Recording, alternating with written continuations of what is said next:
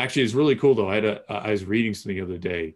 You might get a kick out of this, talking about the smaller circle. Hmm. It had a photo of a nickel and then a photo of a dime, which is smaller than a nickel. And it's like, hey, sometimes when you shrink your circle, it gets more valuable. Huh, So I good thought analogy. I was like, that is so cool. But that, I mean, that's the toughest part because it's like when it comes to your friends, I found the exact same thing. It's like it's I would say it's almost impossible to like make a big change in your life where you're getting healthier or giving something up that's unhealthy and to keep the same friends, or to go through like a spiritual transformation, keep the same friends. And I've gone through it, I've seen it over and over, and there's just no getting around to it. I mean, I have teachers who literally will just say, you will lose friends. Listen to the vibes. Welcome, everyone, to another episode of Listen to the Vibes. And I have here Mr. Nate Rifkin. We're going to get to know him and we're going to get into a conversation, since I think we have quite a bit in common. And just tell us about you, where you grew up, and then we'll get into talking about your book. Sure thing. I grew up in a little town called Bedford, Massachusetts, which I'm glad to have left. Uh, it's just, yeah, it was like one of those towns where it's like you even had to like go elsewhere just to go to the mall. There wasn't even like a bowling alley or anything. Um, and I grew up in a pretty like dysfunctional family Mm. and I wanted to really get out and become a business owner of some kind, make something of myself, become an entrepreneur. But I was pretty depressed and angry. And the short version, that I mean, we could dive into any part of this, is that I ended up like using up all my credit card, all my credit card limits to fund like my various business ventures. And I went so far into debt that eventually I had to go bankrupt. There was a time when I was drinking a couple shots of vodka every morning. I'd mix it with an energy drink, and like that was my breakfast. And um, and that was probably part of my lowest point, and I felt like suicidal at that time. Actually, before that is when I mostly felt suicidal. And then I even had stints like spinning a sign on a street corner and loading trucks. And that was actually when I was starting to turn my life around. And a big part of that was like a spiritual practice I do. So yeah, the cool part is that there's all kinds of like weird stuff that happened to me along the way. So that's why I love talking about it now. But that's kind of who I am. It's what I'm about. And I 3 years ago I wrote like a book on how I kind of like turned everything around and all the weird stuff I had to go through. Yeah, the things that we go through on our journey. But I guess my point is that if you don't go through those things, I don't think you really grow. You don't really Yeah. have that story to tell if everything was handed to you. You know what I mean? Yeah, yeah, absolutely. So it's kind of like we go through it, and then it's almost like it's like, all right, and you better get the most out of this you can, because eventually you're going to be talking to someone else about how to do it. Yeah. Now, what actually made you start drinking, like to the point of excess? Um, when I was it was when I was living in Colorado, because basically I forgot to mention I dropped out of college too. So I did all kinds of stuff, but I was actually glad about that. After I dropped out of college, and I dropped out after like 3 semesters, because honestly I thought to myself, if I'm gonna make a go of being some kind of an entrepreneur or start my own business, I was like, do I really need a college degree? Probably not. I don't think anyone's going to like ask me for one, or ask to see it. So I'm just like, well, I'm not paying for this then. I'm not gonna wait for 4 years and be someplace where I'm miserable, um, just for a piece of paper. So I dropped out, and then I moved to Colorado. Oh, and by the way, I'd always wanted to go to Colorado too. It just kind of vibed with me, and Mhm. the way I first kind of like the way that seed was planted was when I watched the movie Dumb and Dumber. Um, and I mean, it's funny. The movie's funny as hell, but also I'm just like, because they're from the East Coast, and then they took a road trip out to Aspen. I'm just like, whoa, I want to do that. I mean, it's Aspen in a movie, so of course it's gorgeous, but to me, that's always like been Colorado. So I got a condo in Boulder, and I'd like started an online business. In fact, what I did is I worked with my older brother, and he's really into yoga. I mean, I think he still is. And he's really good at it, knows a lot about it. So we would like make DVDs out of it, him teaching it, and I'd handle all the business side of things. So I was like, all right, making it go business. But I other than like writing and like some marketing stuff I was learning, I sucked at it. I sucked at all the fundamentals, like net profit versus gross profit, like that kind of a thing. I was just bad at it.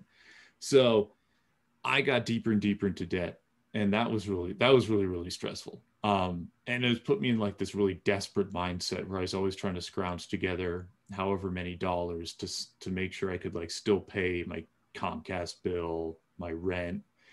But honestly, that wasn't what really drove me to drink. What really also drove me to drink was that I was just a really really lonely guy, and I was still this awkward, depressed. I wasn't a teenager anymore. I was in my early 20s, but I was. It's like I might as well have still been a teenager. And I was just depressed because I kind of figured, you know, I had the grass is greener syndrome, where I thought everyone else that I knew maybe from high school or college was all grown up and in great relationships or getting married or dating. And I was still like, I thought I was just, I was this loser. Um, so I started drinking in the morning because I was like, I need that buzz, that numb buzz just to get through the day. Um, and that's how I justified it. I was just like, you know, I was also super into self-help, and all that stuff like never really worked for me. So I kind of justified also my drinking is just like, well, nothing really matters. So yeah, that's kind of how I got into it. Seems like when you're about to that point of just giving up on life altogether, it's when it takes over the worst. 'Cause, my deal or my journey with alcohol, I was about 12 years old, and I'd been picked on, and just I didn't really fit in, and I was trying to fit in. So I just thought I was going to be cool and start drinking, and it was kind of a once in a while kind of thing. And then as I got into high school, it got to be a lot more frequent. I couldn't go the weekend without drinking, and got married at age 19. And from there, it just spiraled out of control. It got to where I was drinking every day, and that wasn't good enough. I went from smoking weed to snorting cocaine, just one thing after another. And I didn't care. If I lived or I died, it did not matter to me anymore. Was not doing what I wanted to do in life, was not happy. And you have to go through some stuff, and you have to open up your eyes, and you have to do it on your own. People can sit here and tell you all day long, hey, you need to slow down on the drinking, and that they might as well be talking to a brick wall. You have to Yeah. do it on your own. Yeah. Yeah. Seriously. Yeah, it kind of reminds me of like something I learned from one of my kind of mentors. It's just like I don't know. I mean, I've never like seen it happen. I don't know if it's actually true, but the idea is that like if a baby chick is trying to hatch out of an egg, Mm-hmm. if you like see it happening and you kind of help break off the pieces of that egg because it's struggling to get out, the chick will either grow up really unhealthy or it'll die because it needs to break out of the shell itself. Mm-hmm. That's part of its growth, even if it looks like kind of like it's suffering from the outside. So yeah, it's like I remember the same thing. It's just like when I was in that dark state, no one told me to stop drinking. I was like, really? It's like it's just like you said, it's like talking to a brick wall. Mm-hmm. Yeah. Well, um, I just couldn't live without it. It seemed like I I would spend my weekends maybe barbecuing, so I had to have that drink in my hand when I was barbecuing. If I was watching a ball game, I had to have a drink in my hand. And then when I finally got to the point where I felt like I really needed to give it up, it was so difficult to do those things to barbecue. I mean, I didn't barbecue for almost 2 years because I just, it didn't feel natural without a drink in my hand. Um, I don't know. It's just, it's one of those things you're almost scared to give it up because you're taking away that normalcy. It seems like normalcy to you to just have that buzz. Got to have that buzz. Oh yeah, because it's such a pattern now. And of course, I mean, it's not like we were happy before we started, so it's kind of like if you give it up, it's like, am I going to go back to that? You Mm-hmm. know? So it's not like there's this bright past where we're just like, oh, if I could have that again. Now, So have you had any slip ups since the first time you decided to quit? Because I know I had. well, that's where my story gets like a little weird. So and so I can just speak like for myself, you know what I mean? I mean, it's just my story. It's not like I'm not sure if my advice is going to be like 100% applicable to everyone. Mm-hmm. Um, but what happened was I started like diving more in my spiritual life, and I started doing like a daily meditation practice. And I forget exactly what year this was, but I think it was around 2007 or 8, I think, like 2008.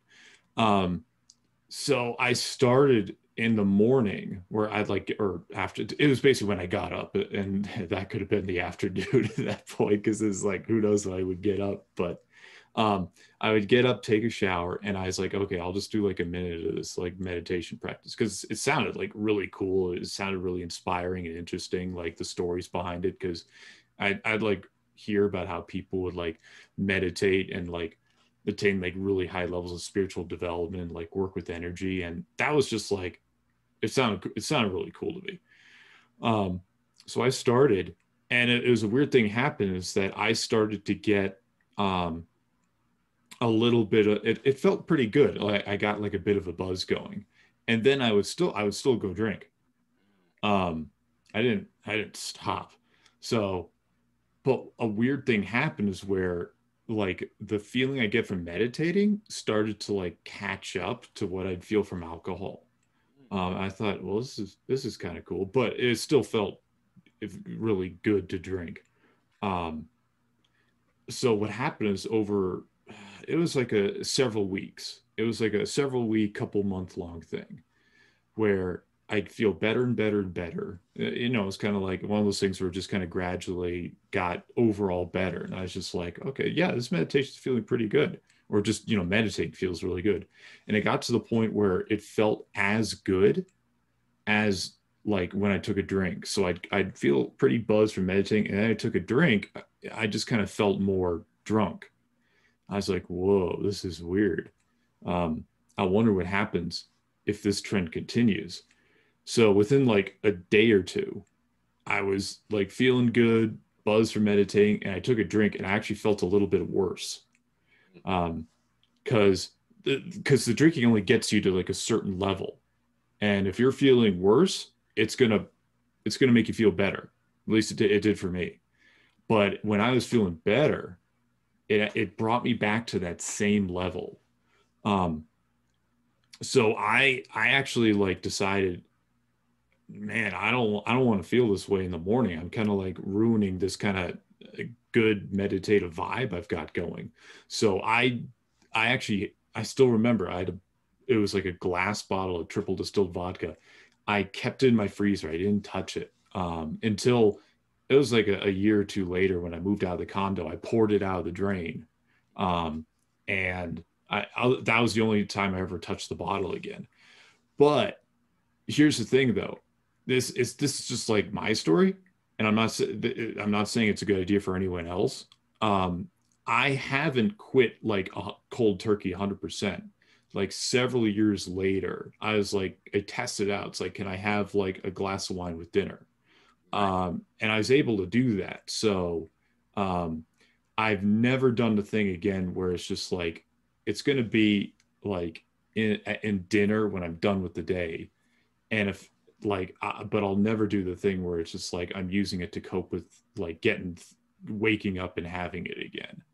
Um, so and I'm trying to remember if I've ever like slipped up in like that regard. I'm sure I have. You know what I mean?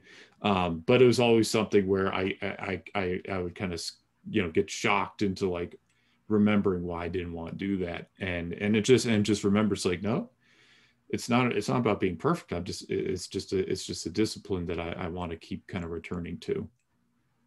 Well, I don't want to take away from your story, but when I have conversations like this, it's almost like a part of my recovery. Uh, when I first stopped drinking, I was about 25, and I started going to church, and then I got into preaching, and I went cold turkey, didn't touch it for 5 years, and then had a falling out with my preacher, and then I guess I went into that rebellion stage, Hmm. and I went full force right back into it. And then by the time I hit 36, I was getting these headaches, and I noticed it was when I was drinking. And so I was like, you know what, I'm gonna kind of go a few days and not drink any. Maybe it'll be all right. But I just felt lethargic all the time, and then ended up having a heart attack. Oh, wow. Yeah, I mean, you got to look too. I was also hitting cocaine really hard. I had lost my little brother and my father both to suicide, and Hmm. um, that just made me want to do all that stuff that much more. When I had the heart attack, realized, hey, I need to cut this out. So I quit doing the drugs, quit drinking, and then not soon after that, my first wife left me for a younger guy, and was on my own again. I hadn't been on my own in years, and I was doing real good.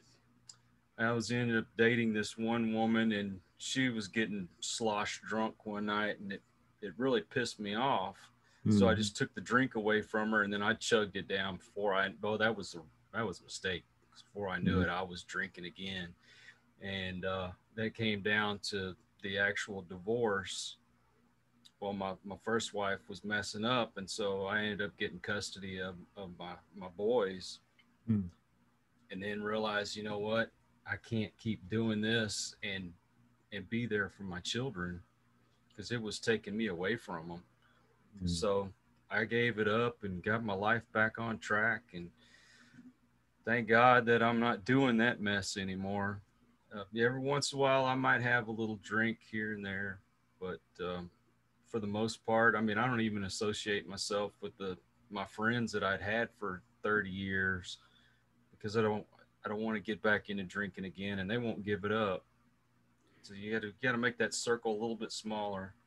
Oh yeah, that's huge. Yeah, I hear you on that. And that's probably for me that I see that as one of the toughest parts. Yeah. Um, Actually, it's really cool though. I was reading something the other day.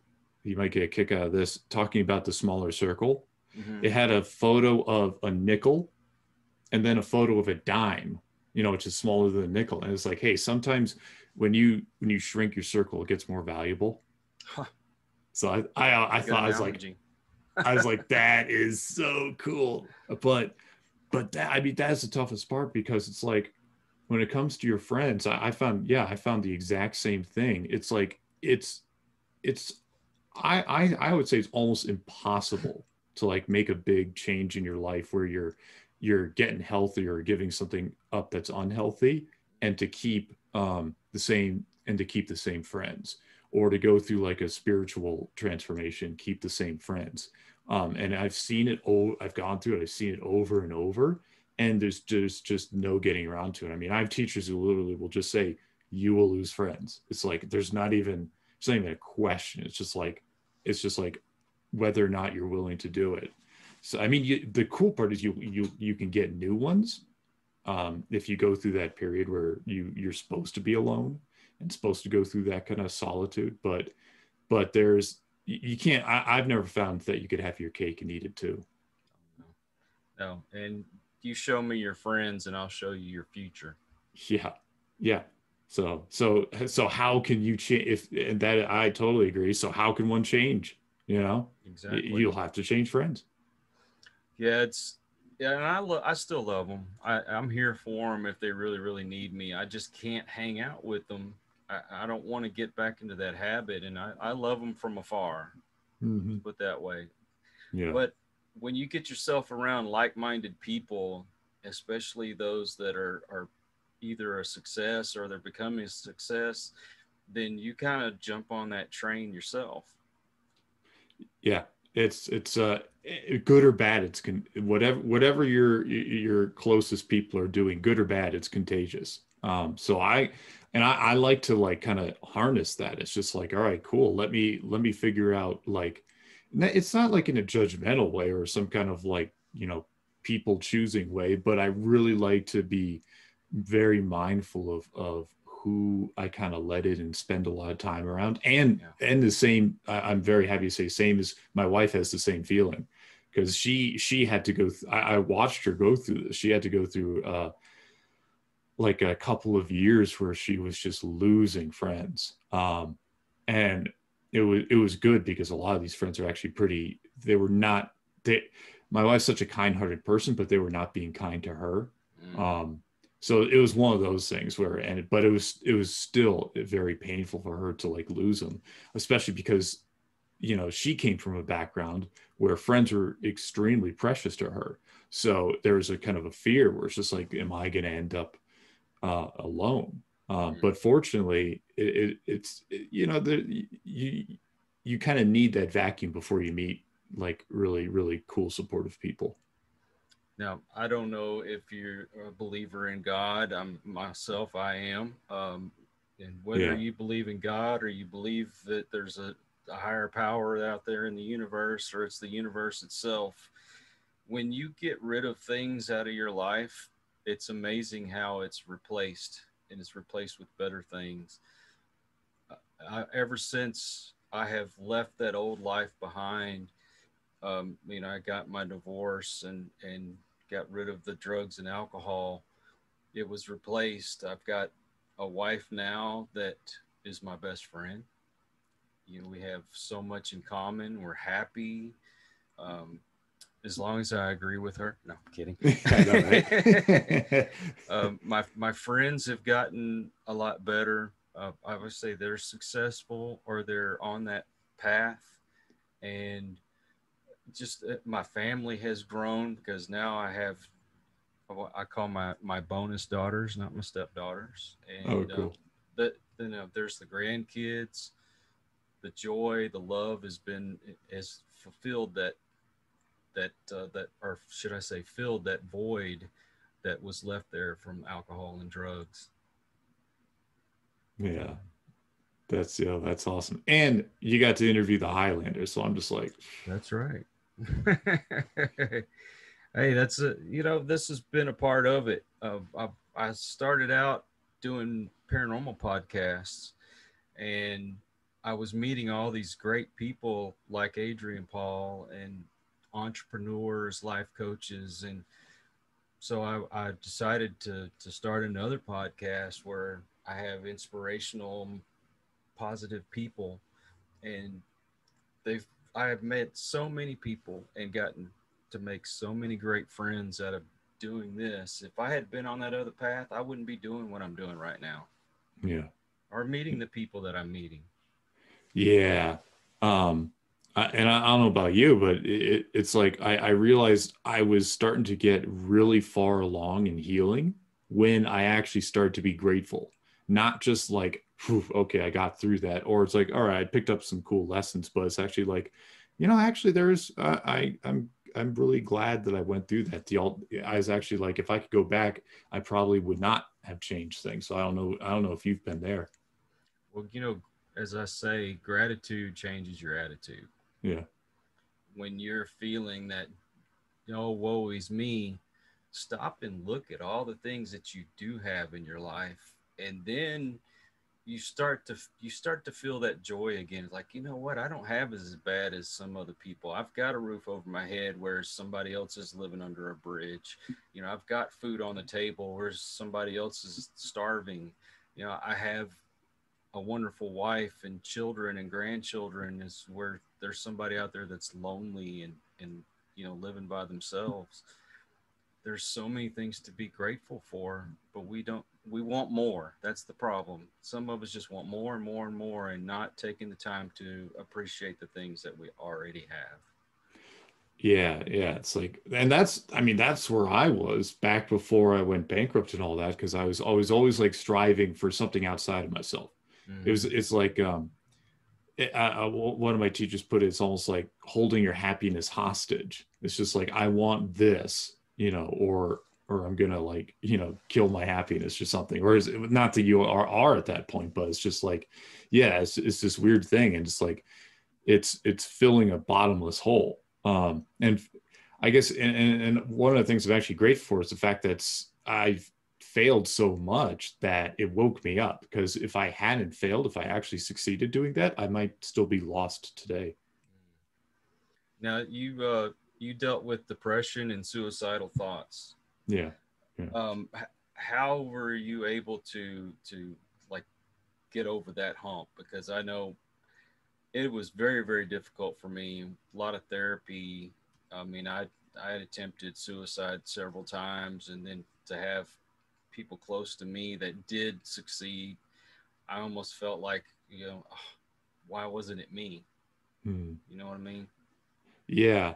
Um, and I'm glad you brought up, like our connection to God, because that was a big part of it for me. And it was very strange because I didn't have like the language for it at the time. I didn't know what was happening, but I had like now I know it as like a spiritual longing. It's Mm. where I was not connected to like a higher power. And part of me was needed that. I think we all need that, but I had no idea it was true. I didn't know about any of this. I just thought I was depressed because I didn't have X, fill in the blank. Um, and I mean I think that certainly pushed me toward it, because like I didn't really grow up in a loving family, and I was kind of depressed because I was always comparing myself to others. I was always comparing myself to guys that would have more money or would be dating these, gorgeous women and I was just, I felt like invisible. Mm. So so part of what got me into it was how I kind of took those things and looped on them and looped on them and looped on them. And, but the thing is, I didn't have that sort of spiritual connection. Um, so what got me out of it was when I stopped trying to be successful. That was part of it. But and what really did was like I started working on that like deep spiritual connection, and it was actually like taking time every day to be still and quiet, so that I was connecting to God. And I didn't really think of it as connecting to God. I just thought of it as like, okay, I'm going to be super still and quiet and meditate. And then things start to just shift for the better, um, inwardly. Like my looping thoughts, like where I just hated myself. They start to like dim down. Um, and it just happened gradually, but it happened. And when it happened, I'm just like, I'll take it. I will take it. Like I'll take anything. Um, so and what happened was, every day got a little bit better, or actually not even every day, like because sometimes you slip back. But it was just like I was like monitoring. I'm just like, compared to a few months ago, I'm doing better. So I'm just like I'll take whatever little progress I can take. And basically what happened was, I got less and less of those feelings over the years. And I think it was about like 10 years ago was when I had another bout, because I was still, it was before I'd met my wife, and I still kind of had bouts of loneliness and bouts of despair.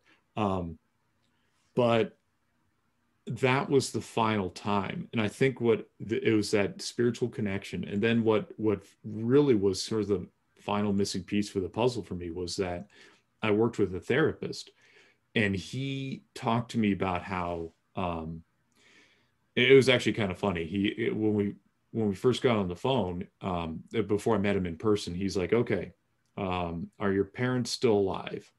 And I'm like, "Yeah." It was like the first thing he asked me. I'm like, "Yeah, they're both still alive." He's like, "Okay, do they like have their marbles?"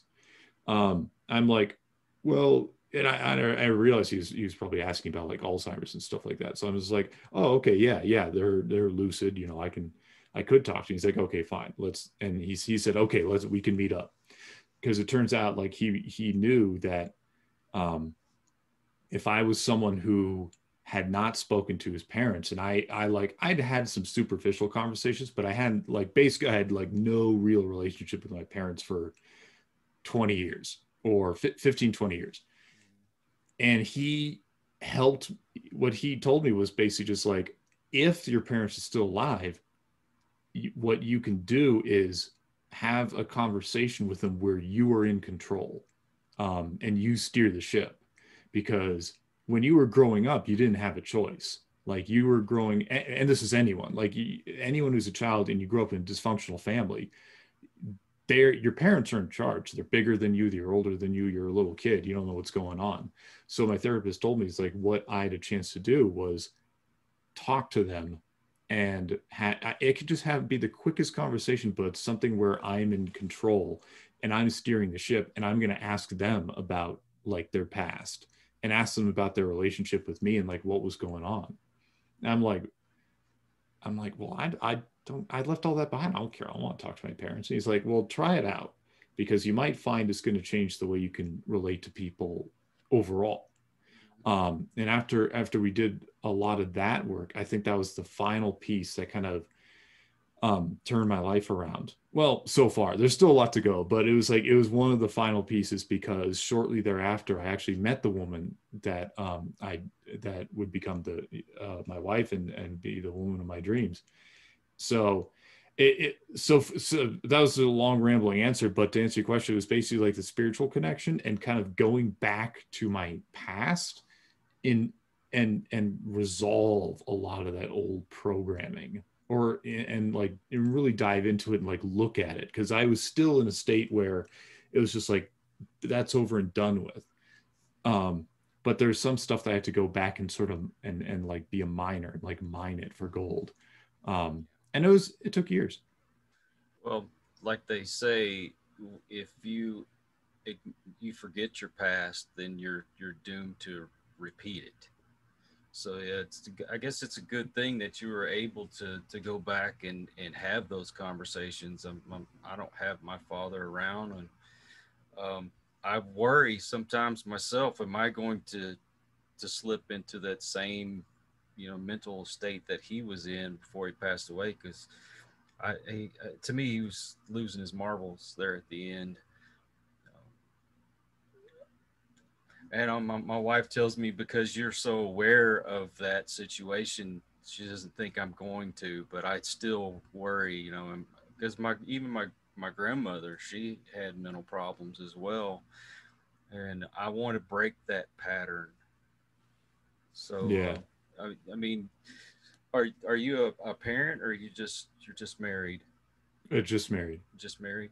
Well, are you planning on having children? No, we talked about it, but Yeah. the thing is, I not to steal my wife's thunder, but she grew up in a household where she was kind of forced to be the parent, because she Ah, was the oldest, and she had like how many three younger siblings. um and she was in a culture where she was kind of expected, not just expected, but she played like the nanny for like relatives and stuff like that. So she was like, okay, I put in that, and I was always, I'd always never really seen myself as a parent. I kind of always thought my path would kind of lead elsewhere. So well, I did start out as a good parent. I can tell you that. yeah. It actually took me until my kids were just about grown before I actually became the parent that I should have been in the first place. And I had to break that pattern, to get away from that whole mental state of woe is me, you know, I'm the victim. I need to drink, I need to have drugs, all that. To for I didn't want my kids to end up the same way, and fortunately, they're actually doing a lot better than me. But Cool. you know, I was gonna say you do that to be an example too. But there's somebody in your life that's watching you, and they're watching to see if you're gonna slip up or if you're gonna succeed, and so you keep that in mind as well. Yeah. No, I hear you. And it's something now that I'm in now that I'm in my kind of mid to late 30s, that's something I've actually started to finally take seriously. Because in my 20s, I didn't take that seriously, Right, right. or I just didn't. It just wasn't on my mind. But now I'm just like, you know what?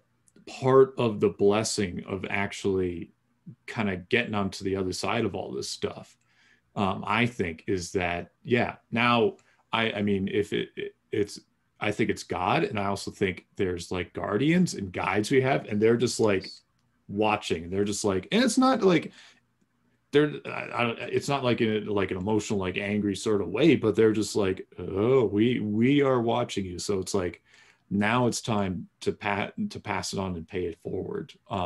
So it's something it's almost to the point of paranoia, but I think it's like a healthy paranoia. I try and make it a healthy one where it's just like, because it can be inspiring. It's kind of like the old phrase from coaching. I think it's when you're watched, you run faster, you know, in like a game, when you're playing a game or something like that. So yeah. And I also believe that God won't give us a challenge that we cannot handle. And I think is just it is a lot of us. It is our destiny to break the family karma. It is like, it's like freaking Gandalf. It's like, you shall not pass. It's like going to stop like right here. And I think it's true. I think I had to do that. I think my wife has done that.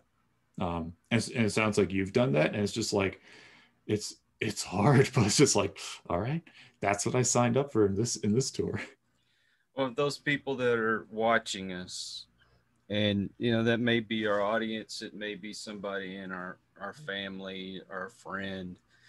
You know, I don't want people to think that I walk on water. I'm not perfect. I still have those days that I forget to, you know, to say thank you for everything that I have. And you know, I don't know about you, but I notice that it seems like life is falling apart for me when I'm not meditating and not being grateful.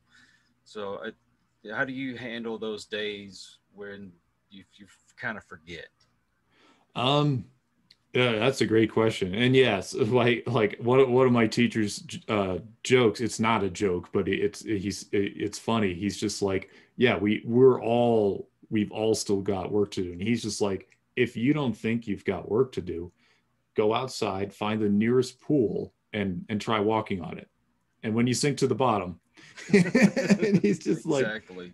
so, I mean, and there are two ways I handle it. The one way is that I schedule my days so that I am doing a meditative or stillness or prayer practice first thing, because I just assume that as soon as I'm done with that, and as soon as and then from there, I like to write, and if I get those two things into the day, I assume my day is going to go to hell after that. Now, oftentimes it won't, but sometimes it really does. So I can always look back and be like, well, at least first thing in the day, I actually did this. So I can check that box. So that's one thing I do. Now, what happens when I just wake up and my day just goes to hell, and I'm slipping up? Um, there's a couple of things. One is that there's a practice, like in a lot of mystical traditions, where when you're going to bed at night, you kind of take stock of your day, and it's sort of like the small version of what happens. The idea is, I don't know for sure, but I'll find out. It's the small version of what happens after you die, because you're going to be able to see your whole life. And when that happens, the idea is it's not a judgment.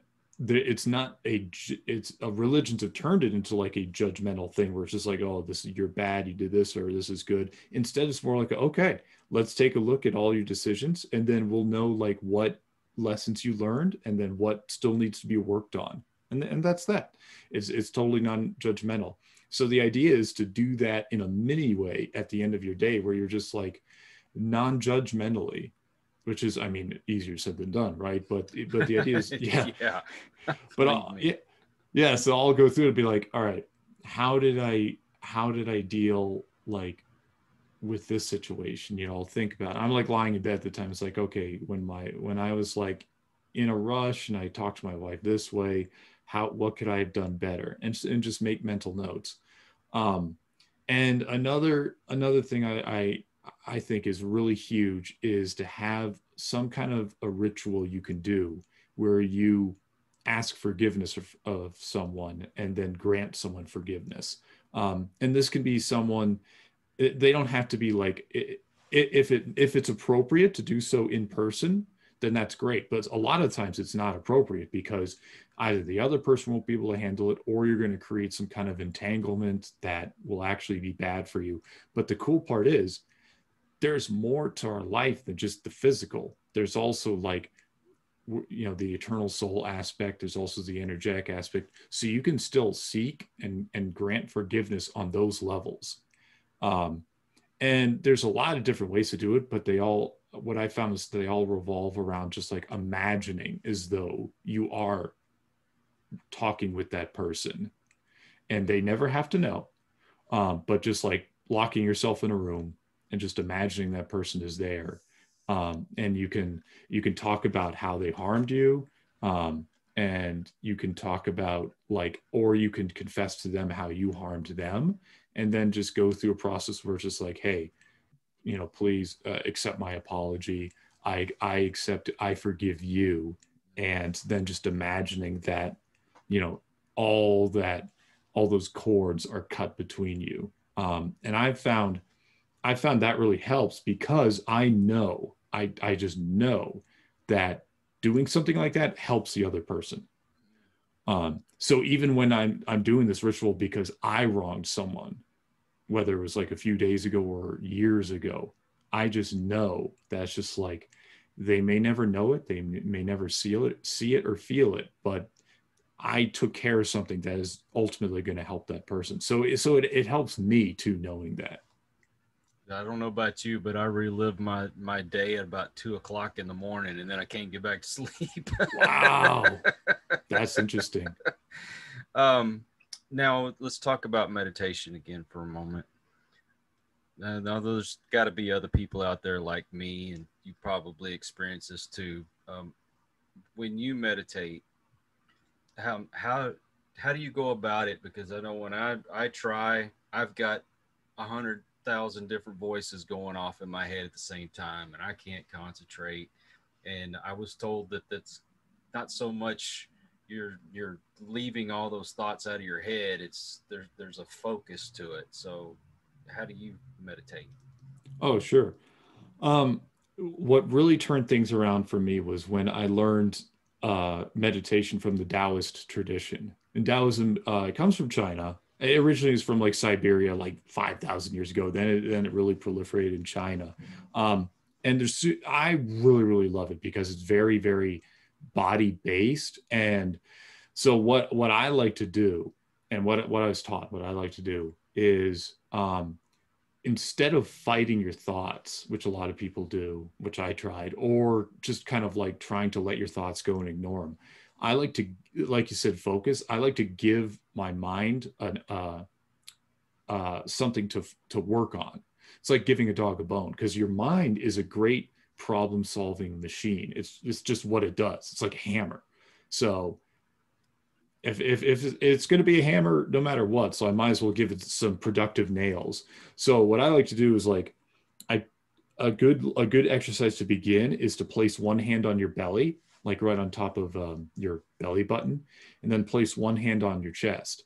So, and then you breathe deeply. And the way you can kind of verify this is that the hand on your belly, when you breathe deeply, it will rise up like a kind of an ocean wave.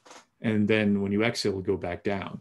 And the key when you start is the hand on your chest is to make sure it stays stationary. So what you're doing is you're fully inflating your lungs downward. And this does all kinds of cool things. One is by focusing on your breath like this, you're giving your mind something to chew on and something to refine and work on. And then what I like to do from there is to continue breathing deeply like that and imagine that there's like energy gathering into my lower belly area. So this engages your imagination. So instead of going off and like thinking about like 100,000 other things, which your mind's it's a tool, it's a hammer, it's going to do that. You're actually saying you're giving it something to imagine and you're giving it something to focus on. And then from there, here's the really cool part that I really love. You focus on how can I feel the energy in my breath even more? And how can I feel like, what does this energy feel like in my belly? And then you keep going. So now you not only have you given your mind a task to focus on, you've given it like a one that can amplify greater and greater and greater and greater. So anytime, and it's going to happen, like anytime you start thinking about something else, which only happens like what, 2 freaking billion times. It's just like, yeah, welcome to Earth, I guess. You can always loop back to that. And the cool, I really love this because I can't stand like the way meditation's like commonly taught, or I couldn't stand doing it because it just seems so like, it's just like, I just wasted 15 minutes of my life. That's what it's really felt like. But with this is you're building your energy body. By engaging your imagination, you're doing like 10 things simultaneously. You're giving your mind a focus so that your thoughts aren't going to loop. You're building your energy body. You're improving your health and calming yourself down. And this was like how I was able to really break out of those looping thoughts.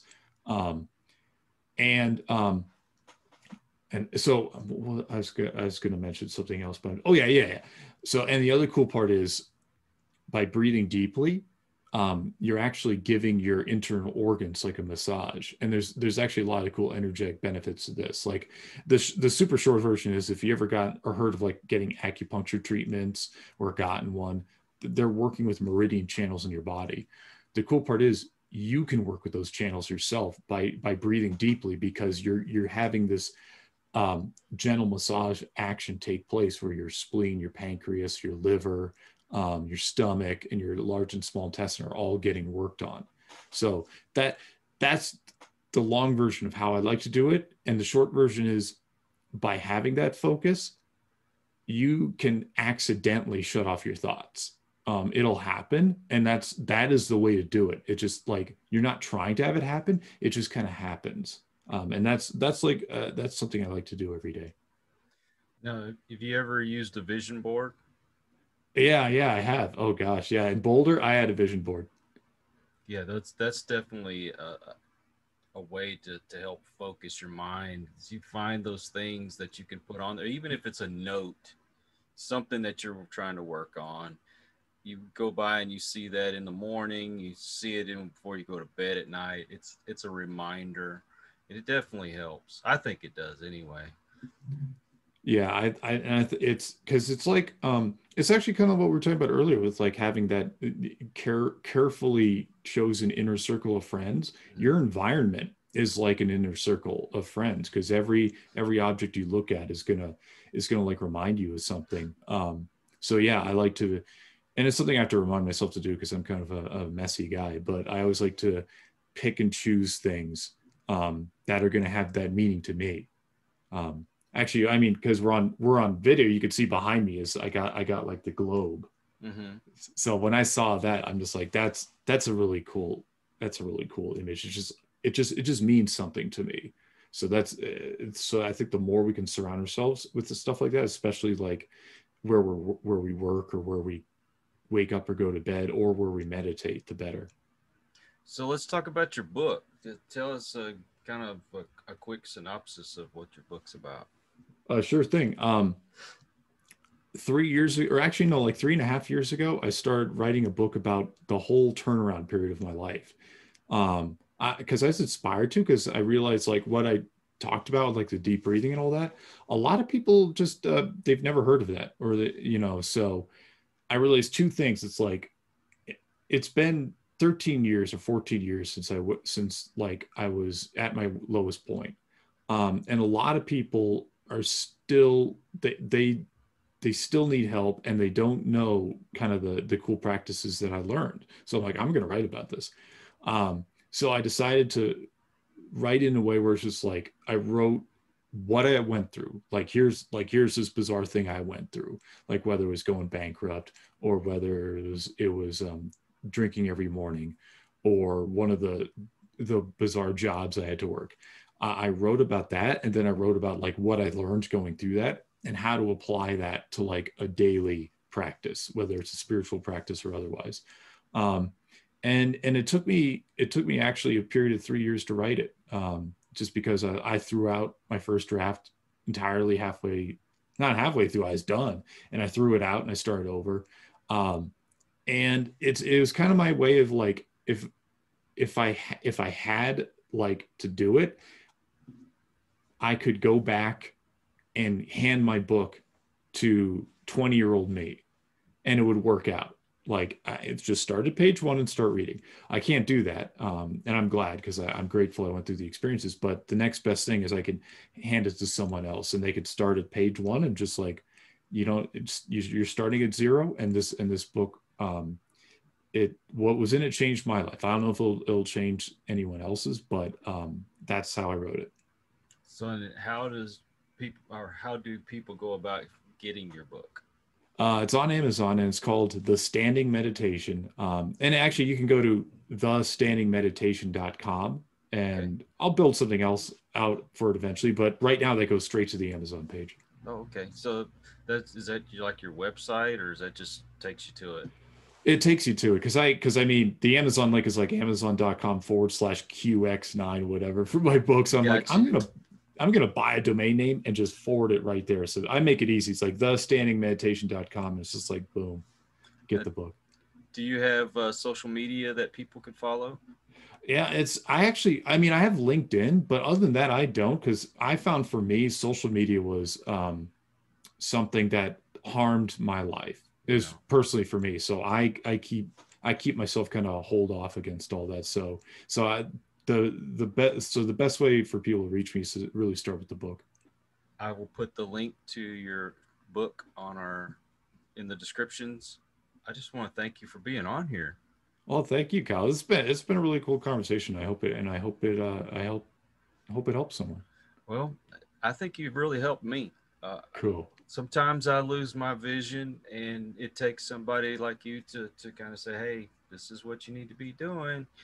And I need to get back to meditating like I was. I learned to do mine through breathing exercises, kind of like what you were talking about, but I didn't know about the hand part of it. It was telling me, the people told me to breathe in and think of positive things that you're bringing in, and then dispel the things that are negative out of your body. And that's how I guess that was probably the best way of describing how to do it, because I'm terrible at those things. Hey, it's a journey, man. Yeah, it's just like it's practicing just like anything else. So yeah, but right on. That's really cool, and I appreciate that. I'm glad. Well, thank you for coming on. I want to thank everybody that watches and listens to us, and until the next show, take care, and we'll catch you on the next one. We hope you enjoyed this episode of Listen to the Vibes. You can catch us on Buzzsprout or wherever you listen to your favorite podcasts, and on YouTube. Follow us on Facebook at The Vibes Broadcast Network,